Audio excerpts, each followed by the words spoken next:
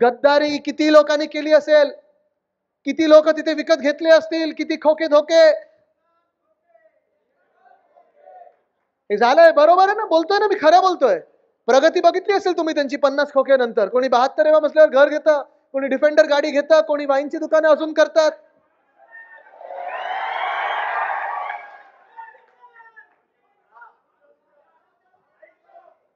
काय काय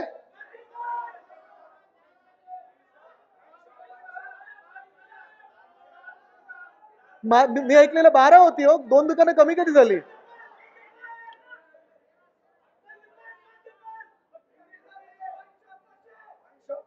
पण हा राग हा इथे व्यक्त करून चालणार नाही, हा मतपेट्यांमध्ये पण आला पाहिजे.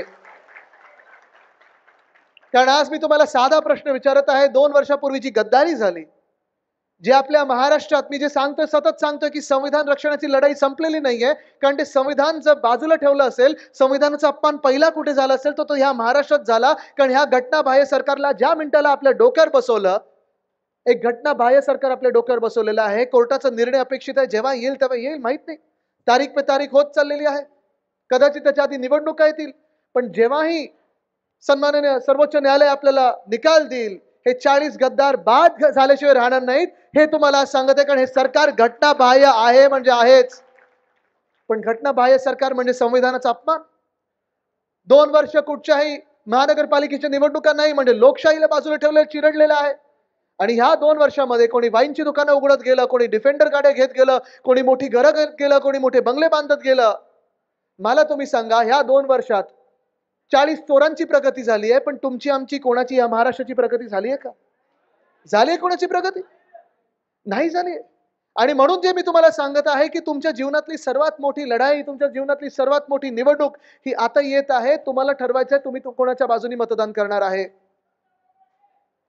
आज आपण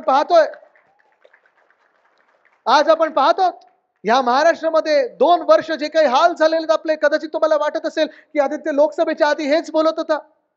लोकसभेच्या आधी परिस्थिती हीच होती, पण अजून बिकट होत चाललेली आहे. परिस्थिती एवढी वाईट होत चाललेली आहे की आता आपण पाहतोय सगळे जण आंदोलनाला रस्त्यावर उतरत आहेत, आंदोलन चिघळायला लागलेली आहेत आणि धड काही कुठूनही सरकारकडून काही बोलायला कोणी पुढे येत नाहीये, ना कोणाशी संवाद साधायला पुढे येत आहे. कारण सरकारच्या मनात काहीतरी काळं आहे. ते बोलतात ना, दाल में कुछ काला है. यांची दालच पूर्ण काळी आहे. काळी दाल तरी आपण खायला घेतो, ही तर सगळंच काय, त्याच्यात एवढं सगळं ब्लॅक मनी, ब्लॅक, हे सगळं काही असं विचित्र झालेला आहे प्रकार. सगळीकडे अंधकार पसरलेला आहे. तुम्हाला ठरवायचं आहे त्या अंधकारात तुम्हाला मशाल पेटवायची की नाही हे आज